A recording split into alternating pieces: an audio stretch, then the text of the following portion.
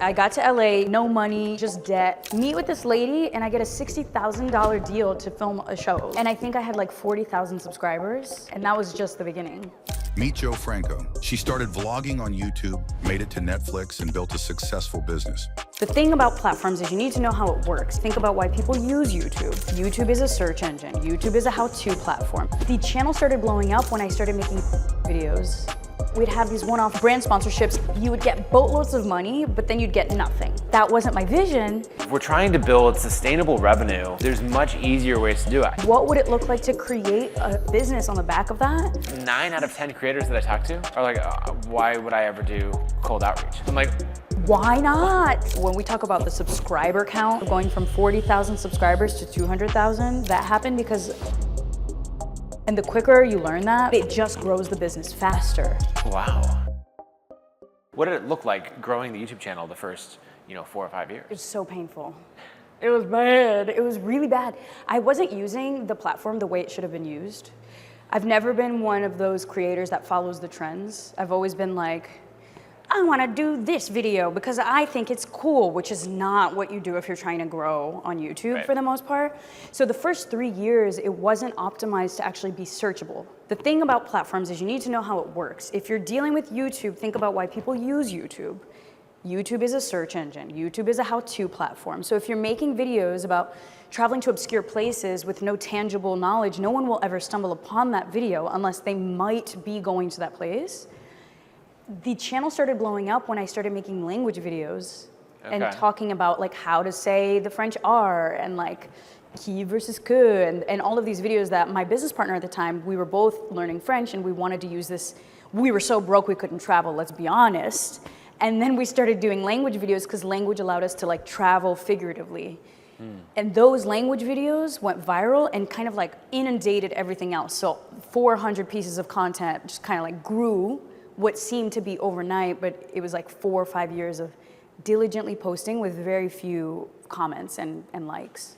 So the way that I've heard it described before on YouTube, and I want you to see if this matches your experience or if you think it's good advice, is that your content should almost be split in half, where one portion of your content on YouTube is really all about the search engine. What problems are people already searching for that they're gonna come to me and come across my videos? And then the rest of the content, whether it's half or a quarter or something like that, is about much more of the connection. Yeah. Right? This is my story, this is who I am, this is me out traveling in this case. Does that match your experience? Yeah, I definitely think that now, after 12 years of doing this crazy, crazy job, which is so wild, like I thought about this when I hit 10 years. I don't know if you feel this way too. 10 years into entrepreneurship, I'm like, I'm still doing this? Like, Yeah. Because at first it feels so crazy that check after check and month after month, your creations are what is feeding you. It's what's clothing you. It's what's like buying the furniture in your house. Right. Anyways, 12 years later, I'm just like, yeah, I gotta learn that this is not just a hobby, this is my job. And if it's my job, how do I optimize? So that is very much the approach today. The first 7 years, there was like Jo beta version and now Jo new version that is like new and improved. The first chapter, we had to learn that the hard way. And it was luck. It was a bit of luck. It was a lot of hard work, but definitely a lot of luck. Your journey early on, coming into the creator economy, before we called it the creator economy. Yeah. I was talking with a creator who, they said something like, when the creator economy started, like during the pandemic. And I looked and I was like, what? I was in there in the hairy, scary days. So I started back in 2012. Okay. Which I remember actually having this thought when I first started. I thought that I came in too late. I literally thought that I came in too late and it was only 2012 and I was like kind of reluctant, like is it even worth it? People are already like doing big things there, maybe it's too cluttered. Right. And I kind of quieted that monkey mind and I did it anyways, and I'm so glad that I did because I didn't know that it was actually just the beginning of everything. So what would you say to someone who now in 2024 is like, I love this content, this industry, but it's too saturated? I think, like all things, everyone is going to have similar ideas. It's just humanity. We all have many ideas. But if you really align with like your magic sauce, it doesn't matter if there are 300 WordPress themed businesses. If you align it with something that only you can do, it becomes something different. So When I first started YouTube back in 2012, there weren't really travel vlogs. That wasn't a thing. It was like sit down, home computer vibe, like parents are in the kitchen making dinner and you're like, hey, welcome to my channel.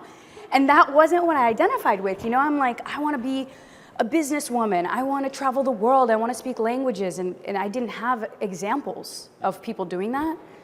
And so after I quieted that monkey mind and stopped thinking that I was too late, actually, there's a twist. It wasn't just that I thought it was too late. I was only using YouTube to capture this chemistry, to pitch it as a TV show, because in the time that I started, the only success that I thought would be capable, like would be possible, is like, oh, I want to take this traditional, because there was no roadmap for a YouTube channel for sponsorships. Like that wasn't a thing. So two things happened. The executives that I was pitching back in the day said no. So that's like a classic story. What happened was not only did I have to quiet the monkey mind to be like, okay, maybe it's not too late, but I kind of posted on YouTube to prove that it did work.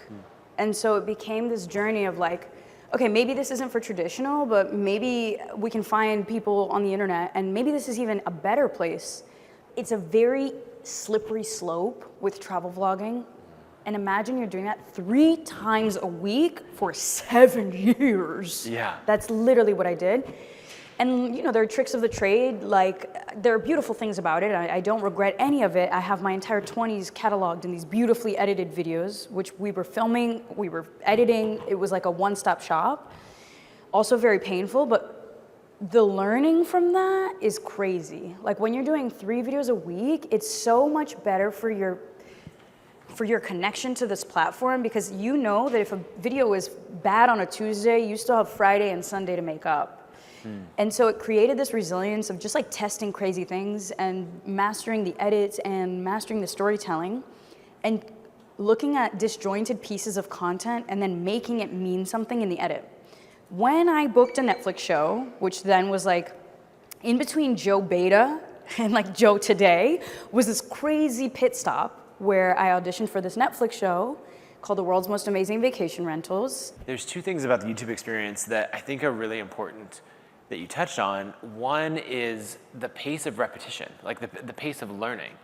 And so if you're thinking about learning something new, trying it out, seeing what works, and then incorporating that back in, most people have a cadence on that might be once a month or longer, right? And so you're saying like, okay, I'm gonna spend a month or a week, you know, whatever it is, making this, and then we're going to tee up for this big thing, and we're going to put it out there, and then we'll learn from it.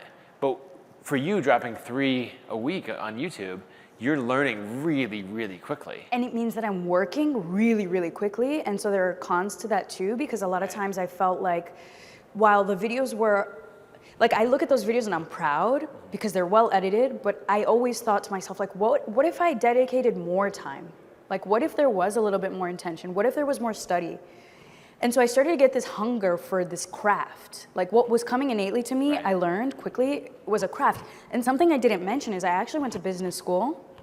And so for a lot of my life, I thought I was only the business. I never said I was a creative. And in the beginning of my YouTube career, I would say I'm an entrepreneur. And my business partner would be like, we're YouTubers. And I'm like, don't say that, that's a bad word. Like, oh, I'm not like, hey guys, welcome to my channel. You know, like that wasn't my vision. Not that there's anything wrong with that.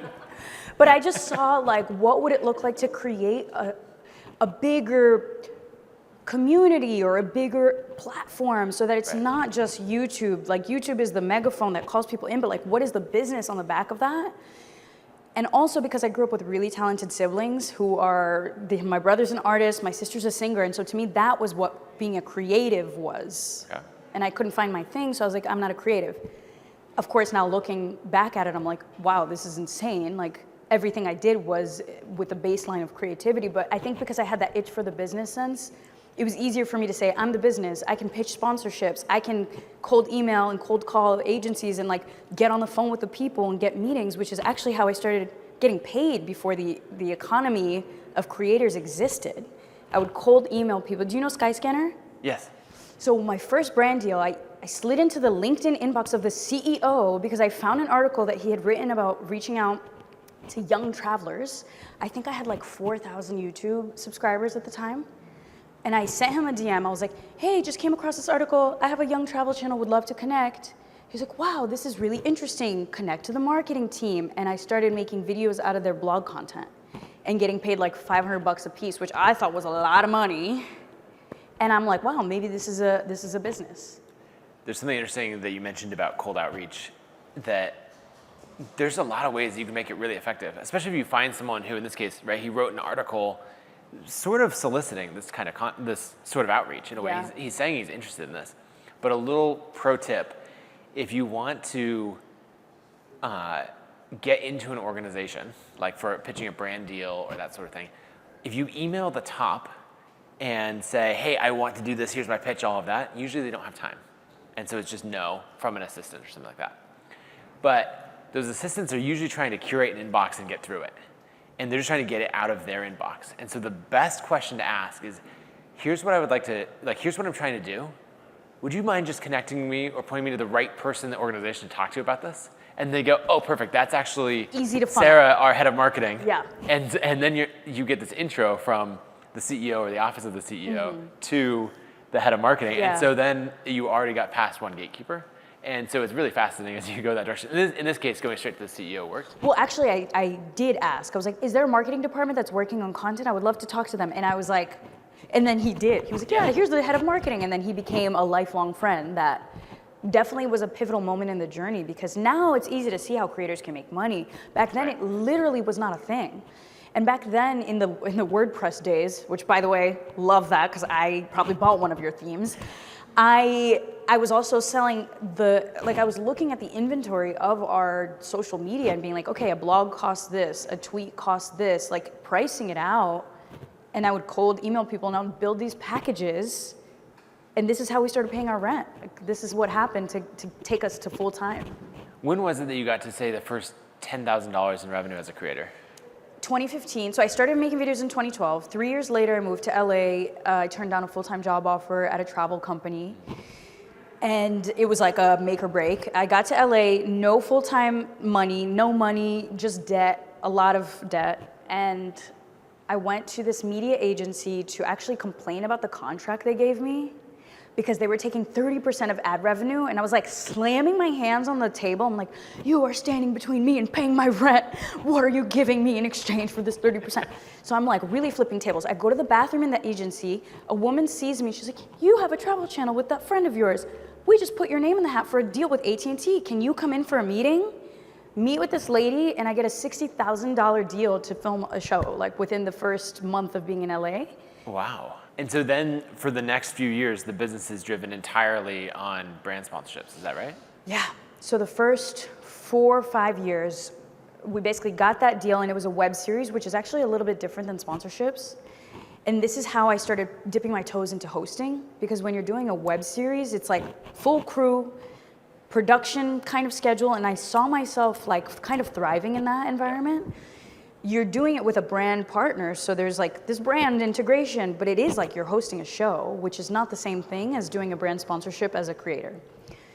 In addition to the show, we filmed the show, 8-episode travel series. I helped come up with the concept too. So I was like always a little show creator. No one ever told me though. I'm like, why didn't nobody tell me, like, this is what I should do? And in addition to that, we'd have these one-off deals, brand sponsorships, and I started seeing that it was exhausting. So this was really a problem. You would get boatloads of money, but then you'd get nothing. Oh, the ebb and flow, like it would spike and then you would get like 60K here, and then maybe nothing for 3 months. And then maybe you'd get 20K, and then like nothing for a month. And then this like scarcity grew inside of me, where you don't know if you can turn down the brand deal. And that was not something I wanted to live off of, which is when I started talking to my business partner, like, hey, how can we create a business bigger than us that has a different element of monetization, so that even when we're not traveling, if we don't want to accept sponsors, there's still a business that's growing. So we launched this travel platform called shutupandgo.travel, and then I like brokered affiliate flights, you could buy flights, and then it became this whole thing. So this is when I started dipping my toes into like, what does this look like as a business that can scale without me? Yeah, and I mean, that's an interesting thing where you have this attention coming in, and at first the attention is going to the brands that are paying you. But then you're saying, all right, how do I channel it into products, more of a connection with the audience? Yeah. How did that go? So we did all the kinds of revenue streams you could think of, merch, live events, we did obviously the sponsorships. We started doing, one of my favorite things was that I wanted to give other people the chance to travel the way that I was traveling. Because at this point, we were getting so many offers that we couldn't take everything. So I trained 25 global contributors in mosquito nets in Kenya, like while filming brand deals. And they are then traveling themselves, which was a really cool win for me. And that was always the goal. I was like, how can I give this to other people so that it's bigger than me? I just always never liked the idea that the business starts and ends with you. Like that to me is not appealing. Like if you think of just being a creator and just being a YouTuber where your face is the business, to me, there's great power in that, but it's just not as impactful as like, I'm gonna die one day, like we're all gonna go, like, and then what's there? So I started having these kind of like bigger picture questions of what is this all for? So a lot of creators talk about wanting to be, the solopreneur. They want to not have a team that, it's just them and the freedom that comes from that, the lack of responsibility. Maybe they're using a few freelancers or others. And I used to think that I was in that camp. And then I got a team and I started to build a business bigger than me. And I was like, this is amazing. What was amazing about it? What was the big shift in your idea of what it was versus what it actually is? I think it was two big things. First, the level of ideas, like my ambition could be significantly larger. Because before I'd say like, I'd love to do this, but I can do this, like this small part of it. And so I kept needing to like reduce my appetite to match my abilities. But with a team, I could say, oh, we can expand so much more. Mm-hmm. The other thing is, in having a team, I wasn't alone. I had so much more support in it. And so like in building Kit, the first time that we had some issue with the app, when I realized there are so many more qualified people, there's like 4 more qualified people to fix this than me. I actually don't even, like I used to bring my laptop with me absolutely everywhere because if something went wrong, I needed to fix it. You were the bottleneck. Right, but now, starting probably 2015, 2016, realizing like, oh, okay, no, there's a team behind this, and it gave me so much freedom and peace of mind. But it comes with tremendous amount of trust and tremendous amount of like, who's the right fit and who do you actually like? And there's like a whole learning curve of growing a team. But what is interesting about what you just said is that you like basically proved yourself wrong. Oh yeah. Which is nice, because here we are today. For me, I kind of knew, I think all creators are pretty self-sufficient. Like if you want to be a creator, it's because you're independent. But I thrive with that collaboration of it all, and even having a business partner was so helpful for that because we were able to bounce ideas off of each other. But I didn't want it to just end there. Like I really, really wanted it to be a bigger melting pot of ideas. And it was a bit of a conflict with my business partner because he didn't want too much of a big team. And I was always like, what can we do to make this a giant global business? Like I really wanted to make it like a big, huge thing. Now I'm somewhere in the middle. So anyways, we have Joe Beta, which is like no email newsletter list, no true business, just sponsorships. We have Netflix chapter, which is me realizing the benefits of being a creator, me really craving creative control, which you don't have as a TV show host, and also understanding that there's like a big giant knowledge gap that I needed to fill. Like if I want to do the next chapter, it's like, well, how can I bridge the gap between YouTube and TV and make something conversational? And then COVID hits, and then like everything kind of comes to a crazy halt. Yeah, there's so many different chapters there, but diving into the Netflix a little bit to talk about that more. What like step functions or what came in your business as a result of that and getting that much attention and that from a major brand? Like, what step function happened? Well, a lot of people don't know this when you film a show, you can't really post about anything. So I kind of like fell off the face of the earth for 2 years. And people were like, I guess like, you gave up being a creator? Yeah, like, and you're like, no, I'm creating all of this stuff. Like, just wait. And I couldn't talk about it. And so it was like a bit of a suffocating feeling because creating to me at that point wasn't just for business. It was like a way to process my life, right? It was like digestion of my experiences. It was just like this communication back and forth with the audience. So I had to basically stop, and I went really introspective, as one does when you feel like you don't have a voice. And so I've always journaled. I had always journaled. All my travels were documented. I had never shared them. And on the Netflix show, as we're working 6 days a week, traveling every 2 days, like sleeping in new beds, I got really good at packing. And the show stops in the middle of production, so it was a little bit of a crazy twist because of COVID, and it stopped indefinitely. And so we had this like gray area, and I couldn't talk about what I was doing. So I was like, hey guys, I'm back. Maybe not. Like I didn't know how long I'd be back. And so then I did something crazy. I took a picture of a personal journal entry, not something that I planned to share. And I just said, hey guys, I've always journaled. This is an entry. And somebody responded on Instagram. And I had like 100-something thousand followers, so it wasn't a small account. And I'm like over here sharing my deepest, darkest secrets. And they were like, hey, Jo, start journaling with us. Like, can we start a journaling challenge? And this was a big, big, big turning point because I just started the next day. And I was like, okay, every day I'll give you a prompt. We'll journal together. I'll send you my prompt at the end of the day. Check back in for the next day. I do this for 90 days for free. And I'm still on pause for this Netflix show, indefinite pause. We might go back, maybe we won't. Will the show get canceled? Maybe it won't. And I'm like, all right, I think I'm gonna start a new business. So I coded on WordPress, could have used a template. There you go. And I was learning this new business model of the membership world. And this is when I was like, wow, there's so much to learn here. And this is when I started learning about lead magnets, email funnels, like all of this stuff that I was just not focused on because I was too busy making the content. And then my company, Jo Club, the journaling club, was born. And then the month after I founded this company, the show comes back into production. And I'm like, okay guys, we're gonna keep doing meetings on Sundays because it was the only day I had off from shooting the show. Okay, so you just worked it around that. It's still not telling people why everything happens on Sundays. Couldn't. And today, since that day, Sundays are still the biggest journaling session days. Because of this crazy, just like, because of necessity, I had to do it on Sundays. And the other thing too that was really crazy is like, I built this company because I think I needed it. When I was filming the show, I felt so, I was just like, I need time to reflect. I need to like digest all of this stuff. And you would think that you'd be exhausted because you're doing 14-hour days filming shows, but those sessions gave me more energy. So I actually started with 1 session a month as a benefit, and then I said, no, let's do it 2 times a month during the production. And that I think was the magic sauce because it wasn't a business that I made thinking it would be a business. Yeah. And this is part of the beauty of it, but it's also part of the challenge, which I think we got to get into. Yeah, I want to talk about that, but for some context, so what was the product itself that you were selling and how did you price and package it? This is also crazy. So I love coming up with something I haven't seen before. So I decided to invite people into a Zoom room, and Zoom was kind of new. You guys remember like the early COVID days, we're all figuring out the buttons and stuff. Yeah. And I put together a presentation with like 5 to 7 prompts in a theme. So I picked a theme, I think it was like power.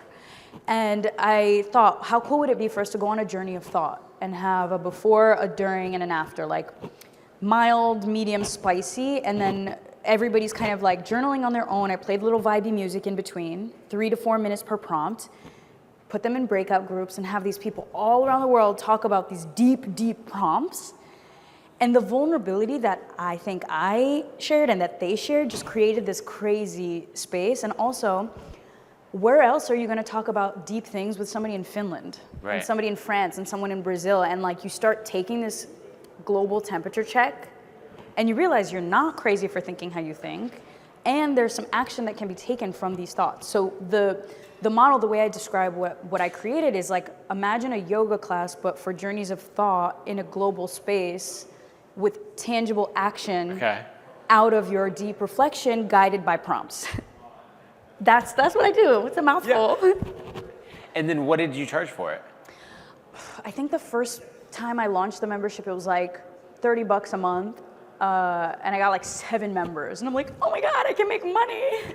And then again, I went on the show. And so for the next 1.5 years, I wasn't all hands on business development.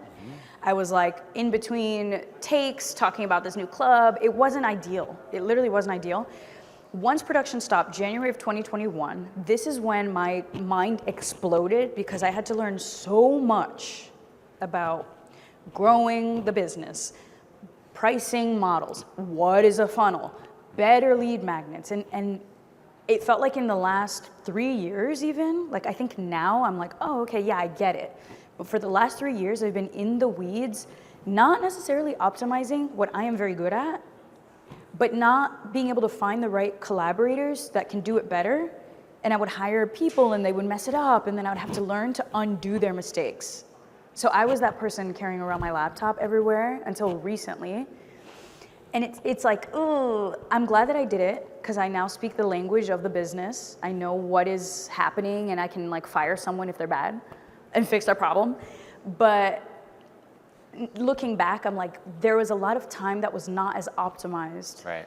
Because if I can find the people to do what they're really good at, and I can do what I'm really good at, then everything moves faster. It just wasn't the case.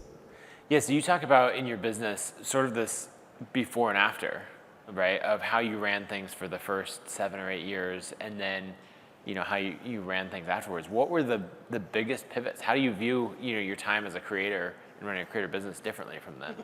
I feel like the first big pivot from YouTube to like something different was the platform, was building this platform and creating an entity that wasn't attached to my face, which I really liked. Because I think I like time travel all the time. I'm like, if I'm 80 years old, am I still gonna like this? Which I don't know if you do that, but it's helped me make a lot of decisions. And I quickly understood, if I'm making a young travel show right now on YouTube, I'm probably not gonna wanna do this forever. Right. So it was like, okay, let's build a platform that can exist. Even if I'm not a young traveler, this platform still has a purpose, because there will always be young travelers, right? So that was the first pivotal moment. The next pivotal moment was realizing that I needed to have basically 2 business divorces, because I had this business partner, we were 50-50, we had amazing chemistry, and it was basically like divorce in business first of like the channel, and then the trademark, and then the platform. And that's all around everything travel related. And that was all the travel stuff. And this was in 2019. And we were kind of growing apart for the last 3 years of the channel. Like I started making my own videos and he was doing his. I'm so proud of what we built, but there was just a moment where you realize like, I think I'm outgrowing this. Right. But this is a public thing now. So it's like, how do you walk away from 1 million people who have grown up with you because you're no longer connected to this vision? That was another huge, huge moment. To be like, okay, I think I'm ready for the next thing. Obviously, the Netflix chapter was its own beast. COVID then interrupting that and showing me, oh, you've always journaled. You will most likely always journal, and this is not something. Right, when you're 80 looking back, that's a constant that will still be there. It will still be there. Whether I have arthritis and I'm only doing like audio journals or whatever, I'm still going to be documenting, because this is clearly how I digest my life. Making videos was a part of that, but writing was also a part of that. So this is where the spark kind of started to be brighter and be obvious for me, where it's like, how can I align my values, how I want to see the next decade of my life, and growing a business without sacrificing what I love to do and being honest with myself. And it was really hard to pivot from like being a travel creator to being a journaling girl. Like what? Like doing live journaling? People don't even know what that is, because I kind of made it up. Now people are doing it. But in the time that I made it up, it's like, what? You just asked, like, what do you mean? Like, what is that? It's still new. Yeah, to explain the concept, it's helpful to understand it. But if you were to go back to someone, either yourself 12 years ago or someone just getting into creating now, what are the things that you would say? What's the advice that you would give? Get ready to struggle. Like, get ready to work a lot. And I don't know, so I love learning languages. It's like one of my passions. And I think it's been really helpful to learn the language of the business. I really do look at all of these chapters of the business as languages, like learning the tech and learning the automations and learning the copywriting. And I've been reading and studying and doing trial and error, but also know when it's time to delegate that stuff, when you can. Because the transition I'm in now is like, how can I do what I am really good at that I cannot hire for? Right. And I know you had the same. It sounds like when you started to have a team, it was like a big moment for you. Oh yeah, I mean, it's huge to get to that point, and then you start to realize, like, wait, what are the things that I'm doing because I've always done them, versus what are the things I'm doing because I'm great at this in particular. And so for me, I ended up spending way more time on our product strategy rather than the implementation of that strategy. a lot more time connecting with creators and being out there in public, and a lot more time creating content. Because I realized, like, okay, these are the places that I can have the most leverage, and I actually shouldn't be in the weeds on all of these other things. And it's still a hard thing to learn. Like, I catch myself, doing something like, wait a second, this was not the best use of my time in particular. Yeah. Yeah. Yeah, so I think it's like learning where your magic sauce is and knowing that the rough stuff won't last forever. I think that's also a really good lesson. Like, it isn't gonna be easy if you're trying to be a creator, but knowing that that is not always how it's gonna be. The other thing too is that collaborations are genuinely everything. Like at every moment, because we're talking about pivots in like my own journey, but when we talk about the subscriber count and like the actual growth of the business, those pivotal moments of going from 40,000 subscribers to 200,000, that happened because people started shouting our channel out. Right. That happened because people started collaborating because we reached out. It wasn't something that happened in a silo. And the quicker you learn that, the easier it is for you to like not only meet super cool people that become great friends, but it just grows the business faster. And so knowing that this is a collaboration and it's okay to ask to like collab and try to chop it up with people, that was a big lesson. And the cold outreach, I think, is always a good lesson. Like, don't be afraid to ask for what you're looking for or pitch the person. And even if they say no, which maybe they will, I certainly get so many no's, you get the practice in the pitch. And so it's always more to win than to lose. I think that's something that I really want more and more creators to do, because we tend to think about it of like, oh, I'm a creator, I produce content one to many. And that means that opportunities are now inbound to me. Why am I not getting opportunities? And it's like, well, you actually have to pitch them. Like, and so the combination of creating content and putting it out there, so you have this body of work to point to, and then direct outreach to go get in front of someone, and they're like, this is a random email from who I click through and, okay, he or she actually creates some pretty interesting stuff. Yeah. Like the combination of those two things is so powerful. But I would say like 9 out of 10 creators that I talk to are like, why would I ever do cold outreach? And I'm like, why not? Why not? What do you have to lose? Why not? You know, another thing that I just thought of that I think has definitely changed how I see content, and it happened right after the show when I was starting to make content again. I couldn't imagine another decade of my life making content for content's sake. It didn't add up to me, because when you're making content for content's sake and you make a video and you put your all into it, but you're making a video for the machine and not for yourself, if that video performs badly, you're gonna hate yourself. You're gonna be like, wow, I suck, this sucks, why am I doing this? So then I had this moment, I'm like, well, what if I document what I'm already doing? I'm learning languages. Why don't I just put a camera on myself when I'm taking these crazy Arabic lessons and like document that process? And then if that video doesn't get any views, it doesn't matter because I learned Arabic, right? And so then I started thinking like, I'm not gonna make content for content's sake. I'm gonna make content because it's my life anyways. And then I'm gonna build a business on the back end so that even if the video doesn't perform, the 5 people that did watch that video might become journaling members, might travel to retreats with me, and it becomes less about the virality, but more about like, this is a business funnel, but it's also a life processing activity, right? Like, it's not trying to play the game, it's like making the game play for you in a weird way. Well, I think that anytime you're in pursuit of something, people want to come along and help you achieve that, right? And so you're saying, I'm going to go learn these things that live an interesting life, and this is just the documentation of it, instead of the, okay, what can I make in this moment that might get views? Correct. It's a totally different way to think about it. And it makes the relationship with the whole process a little bit better. Yeah. I always try to look at things in like, will this check 3 boxes? At least. Like, will this be fulfilling? Will I learn something new? Will this be financially lucrative? Those are just examples. Yeah. Or like, will this bring me closer to friendships that I'm excited about, or whatever. You can go on and on, but like making sure that it checks more than 2 boxes at least.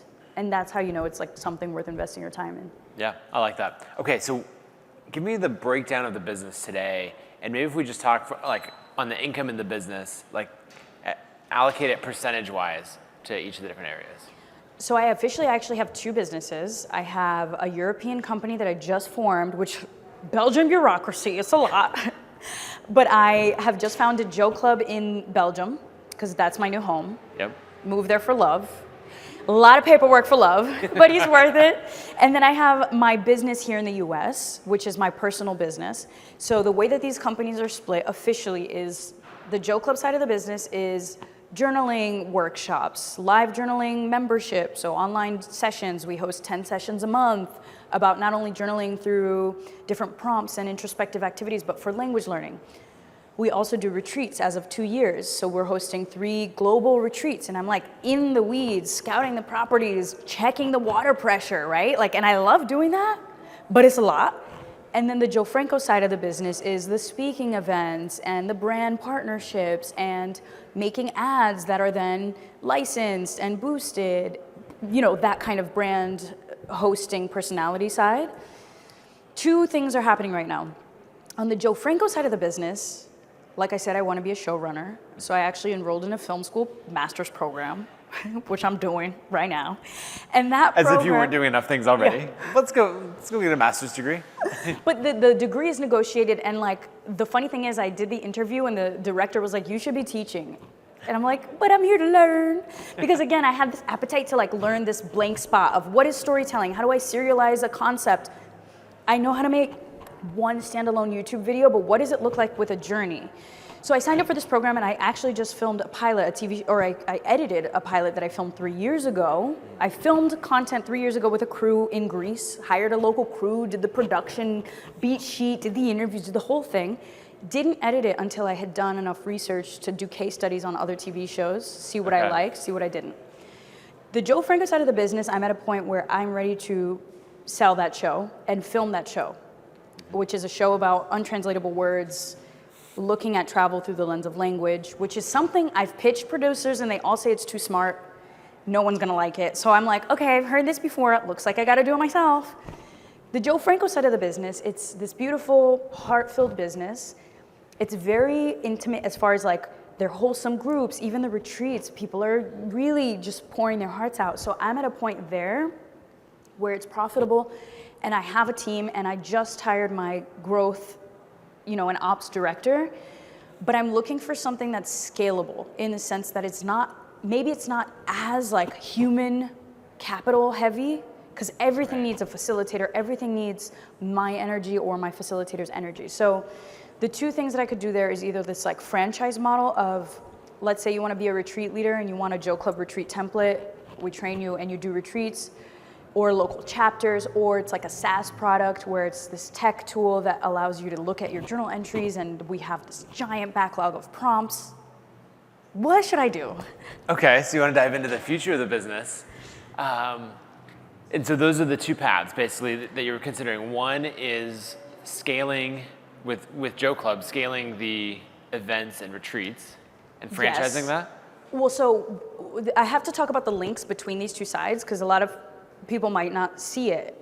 And it's really crazy because I've had to do all of this work of mind mapping because I have these different passions of learning languages. I'm learning Dutch right now, and I like do business. Right now I'm organizing my Italian retreat in Italian. Like, this is not me with a translator. This is me like, ciao Simo, come stai? Tutto bene? And like next week, that's where I'll go.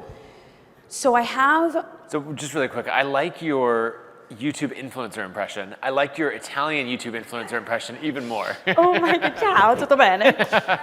And so I have this like tremendous excitement about the journaling and the language and the travel as a tool for introspection. So those are the connective lines between, if I make a TV show about language, it's not just a TV show. It's actually a show where I'll journal in the show and I'll talk about language. Yep. At the same time, the Jo Club side of things is like, there's this continuation, there's this opportunity for you to connect with global thinkers, for you to have this introspective journey. And the retreats are like this big, beautiful thing that I love to do because it's then encouraging other people to travel for the first time into this like local experience. Right. I was gonna hire a travel company to like package the retreats for me, and I got a quote. I was so underwhelmed. I was like, we're not going to a dusty hotel. Like, that's not what we're doing. And so I learned quickly, okay, maybe it's, like if I want gritty off the beaten path, I need to drive down the dirt roads. I need to meet with these people. And so I love the retreat side of the business. I really love it, it's so impactful. But you can imagine it's really hard to scale that with just me doing it. So an option would be to train facilitators to run that business. Yeah, and you've had this approach, where you've done some franchise type things earlier with the travel business, where you're bringing other collaborators in. But as you're trying to make this decision of where to go in the business, what are you optimizing for? I want to empower, it sounds cheesy, but it's genuinely true. I want to empower my team, and this is still what I had in my mind in the Shut Up and Go days. I want to empower my team to like do what they've always wanted to do in this weird way. For instance, my facilitators, they don't come on to my team and then just do what I tell them to do. They come to me and they're like, I'm an art teacher. And I'm like, okay, let's do art journaling. And now this is a format. I love music. Okay, let's do bring your own song, BYOS, and we're gonna use song lyrics as a catalyst for prompts. Like, so that's how I work with people. Okay.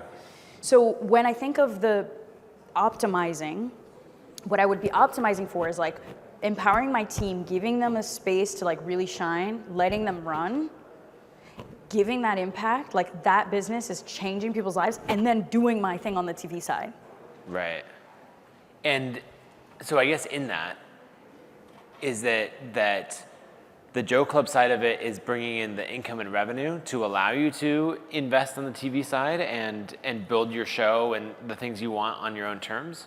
Or like, what does each business do for you from the business and financial perspective? So it's crazy because when I think about Joe Club, I never thought of it. In the beginning, I certainly didn't think of it as like, I want this to be a moneymaker. Now it is becoming a moneymaker more and more. So if I look at the rev split, I think 60% is still me doing my like, Jo Franco, look on my channel kind of stuff, which I don't do that. But the brand side of the stuff and like hosting and speaking, let's say 60% is Jo Franco, and then that 40% is Joe Club. Financially speaking, what I want Joe Club to be able to do is just grow to pay people to have amazing careers doing what they love in this like very niche space, helping other people, growing themselves in this travel kind of culture. Yeah, in an ideal world, it would be super cool to have Joe Club be the financial engine so I could film my shows. I think that would be the greatest thing of all, because then I wouldn't need to rely on production houses or brand deals. It would be nice to like bring them in if it makes sense. I think the best case scenario would be, while it's not the only thing I can see happening, but the best case would be Joe Club becomes the financial engine eventually that allows me to tell the stories I want to tell. I mean, that would be amazing to have your community that's continually growing be like your own patron. Yeah. Right? You get to create the art that you want in the world and have anytime, maybe you're trying to decide between a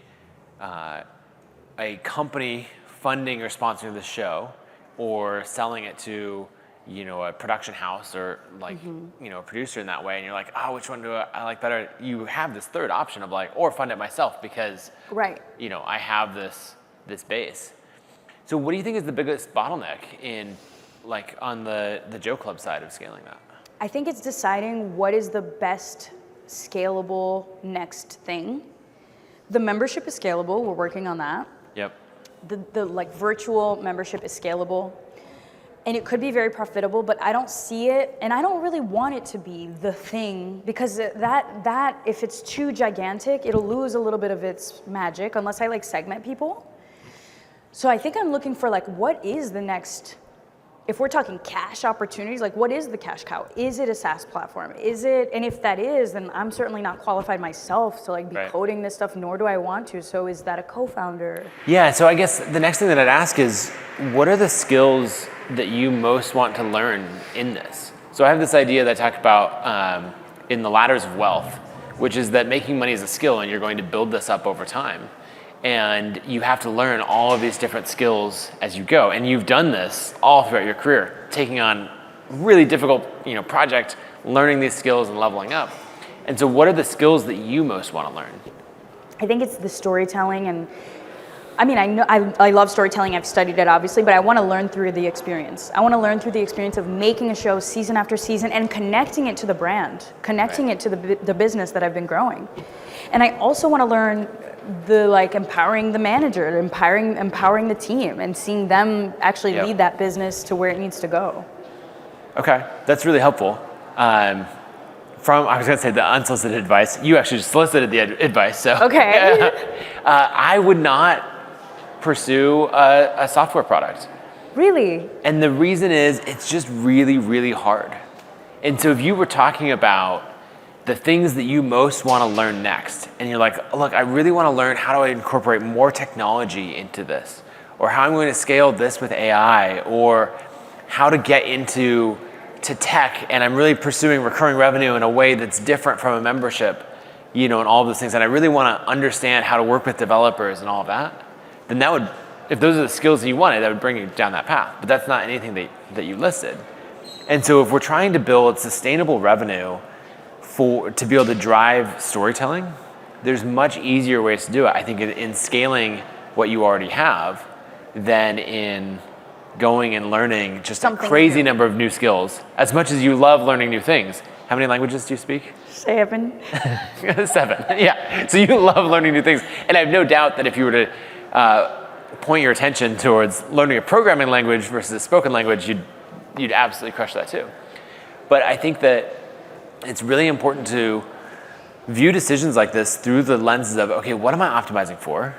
And it sounds like it's consistent recurring revenue that can really fund all of your creative pursuits. And it's like becoming world-class at storytelling.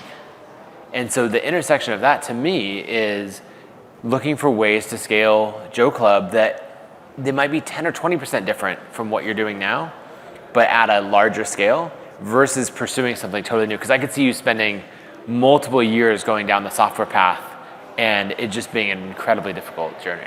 One thing that I have been feeling, and I don't know if you have felt this, maybe, I'm pretty sure you have, what I'm tired of doing, and this is like clearing it up for me, I'm tired of doing many things crappily. Yeah. Like I'm really tired of being like, I'm doing this and I'm doing that. And like I know that I can make these things better if I just did that one thing, but I'm actually doing 10 of them. Yep. And they're all crappy. Which is like better than average, but still like I know that I can dedicate more energy into something if I do less. So that's definitely where I am now, so this is helpful. Yeah, and that's the thing. Anyone listening who has worked with me closely, like if my team listens, they would know I spread myself way too thin. I try to do way too many things. And it's really only when things start to fall apart that I realize like, okay, I'm overcommitted. But you do it, so it's natural. Is this just like the founder brain? Is that how it works? Yeah, I mean, that's how I live my life, for better or worse. Yeah. It served me really well. But it gets to this point where I realize, okay, I'm not doing these things well because I'm constantly chasing new ways, new things to do. Instead of going back, okay, what is the goal? And what's the most direct path to that goal? Yeah. And so if the goal is, an amazing community that drives recurring revenue and, at a larger scale to fund the rest of the creative pursuits, then I bet if we dive into Jo Club as a business, there's a lot of key ways that you could do that. Like, okay, here's how we're going to scale the membership. Here's how we're going to solve that bottleneck of, okay, if we get 50% more members, it becomes a less personal experience. I bet if you are just focused on that problem, you'd come up with 20 ways to solve that, right? There's very specific bottlenecks that are actually very, very solvable. Yeah. So you're basically just telling me, like, keep doing what I'm doing. I think focus. And focus on the content stuff. Because the thing that I see you light up the most about is the storytelling and the show and how you're going to integrate that with Jo Club. Yeah. Right? And the journaling. Recently, because of film school, I had to do this pilot, which I assigned myself. And most people are like, I'll write a log line. And I'm like, I'm going to do a whole pilot. And when I finished this pilot, I realized I hadn't been that excited about something in maybe ever. And this is not something I'm getting paid to do. It was very painful. I was editing for many, many hours on end, ripping my hair out. Definitely had moments of imposter syndrome, like, I'm so bad, like, it's trash. When I finished that, I'm like, wow, this is crazy that for something I'm not getting paid to do, I blocked off a week of time. This is what I'm most excited about. And now it's just the question of, okay, where do we take this next? And it could be traditional publishing house, could be, as in like, not publishing, production. Like I'm actually working on a book too, guys. But it could be traditional route or the branded route. And so that's just like the hairy stuff that I have to comb through now of what side of the content do I want to take it in? Yeah, I think that you'll be most served by narrowing things down and doing fewer things really, really well. An analogy that I often use is I think about strip malls versus skyscrapers. And so a lot of creators, when they build their business, let's say you build a business to 150 or 200,000 a year in revenue as a creator, and you're like, this is incredible. And I'm selling maybe 2 products, right? One's making me 100,000, the other's making me 50,000. Then people typically go, okay, with this audience, if I added a 3rd product, that'd be the best way to get to the next stage. If I added a 4th product, then, okay, now we're adding all of this up, and now we're at $250,000, $300,000 in revenue, and up from there. And I've seen people scale this strip mall model, right, where you have these individual stores kind of next to each other, to a really high level. But I've always seen it cap out. It might cap out at a few 100,000, it might cap out at $1 million, but it always caps. Why? Because they're spread too thin? Because they're spread thin, and they're trying to manage all these things, and before you know it, you're creating all of these new things, and then you look back and you're like, oh, I'm actually not proud of this one anymore because it's 4 years old, and I really should re-record all of that content. And then the management and the upkeep becomes so much. And instead, if you experiment with a lot of things in the strip mall approach, because we're learning, we're iterating, and then you find something and you're like, okay, this is starting to work. Instead of going, since this is working so well, I'm now going to do this. This is literally what I'm doing, and I've had this conversation at the last mastermind that I went to. I was having conversations, and all roads pointed to the same thing, which everybody's like, just scale what you already built. And I'm like, but an app, but a physical journal, but, and they're like, you built the thing, and it's true. I've like really spent 4 years kind of crafting this live journaling format, training my facilitators, but there's that like, I'm gonna break it now because it's fixed. Like we do that, I think, as entrepreneurs. Like when you solve the problem that's so big and scary, the first gut instinct is like, what do I do next? Which is not the most strategic approach, is what it sounds like. Yeah, because often as you move on to the next thing, the previous one stops working as well. And so in your case, I would find that one thing and say, okay, this is the skyscraper that I'm going to build. And you're just saying, what does it look like to grow this? And to really keep investing and making this product better. How would I make it so that every person who joins Jo Club refers a friend? And what if I spent an entire month just thinking about getting all of our members to refer friends? How would I dial in the automations? How would I create that experience that just makes you want to tell a friend? How could I have a journaling prompt that is inherently social, that requires me to interact with somebody else and sort of bring them into the Jo Club ecosystem? Right? And if you obsessed in those ways, then I bet you could not only have a better experience of how you run Jo Club, but you could get to the point that you're running it at 2, 3, 4 times the size and revenue with about the same effort. It's funny, like you kind of know this stuff intuitively, as in like when somebody tells you, you're like, yeah, this is the right thing. What you're saying, it sounds like a great freedom. It's not innate. Like I wouldn't think, yeah, let me just double down, which is again why I came here and I'm like, is it a SaaS product? Is it this? Is it? The reason is because it feels like it's not as freeing to just focus on one thing, but right. The way you're saying it, and I can genuinely see that, is like it's actually the most freedom. One, because it's the most freedom to then do what lights you up the most, Because which I'm is not the storytelling. learning the SaaS stuff, and I'm not like Right. spending a decade trying to learn a whole new line of business. I'm just doing what I want to do. Yeah, and so it's like, what's the most direct path? And it's like, scale what we have so that I can build a storytelling business that is deeply integrated, and I can fall in love with that aspect of it. We're done. Thanks. Jo, So helpful. Jo, it's been really, really fun to see the way that you build the business, the energy that you bring to everything. I feel like you live years at a time in a month, and it's just incredibly inspiring. So thank you so much for sharing it with all of us and telling your story. Thank you. And I didn't talk about this. This is a shameless plug. He didn't ask me to talk about this, but I really think that when I started growing the newsletter, it changed how I looked at my business, which was this new chapter. Like the start of this new chapter started with me joining ConvertKit, now Kit. And now, again, when I look at the videos, it's not so much did they go viral, it's like how many people have I gotten into my ecosystem to build Right. this strategy that I see going until I'm 80. This is no longer content for content's sake. Like this is a real business. I love That's that. crazy. Can you realize that that's what you guys are doing? That's what we're all about, is building the foundation of all these creator businesses and just helping in any way that we can. But we need to talk more about this offline. Guys, it's serious. If you're not on ConvertKit, now Kit.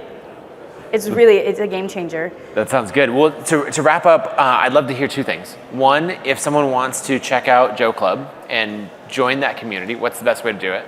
And then the second thing is, what is one piece of content that you would point people to that just is some of your favorite storytelling where they can immerse themselves in the world of Jo Franco? Oh, that's so tough. Okay, so Jo Club is easy. You can find Jo Club at joclub.world. And it's Jo for journaling, but also for my name, but just for journaling. And the video I would point to, it hasn't come out yet, my TV show pilot. You can actually get my TV show pilot by joining my newsletter. I like it. And where would someone go to join your newsletter? They can go to jofranco.world/newsletter. That is a great call to action. It's true. All right, well, Jo, thank you so much. And it's been a really fun conversation. We have to have a part 2. Thank you. If you enjoyed this episode, go to the YouTube channel, just search $1 Billion Creator, and go ahead and subscribe. Make sure to like the video and drop a comment. I'd love to hear what some of your favorite parts of the video were, and also who else we should have on the show.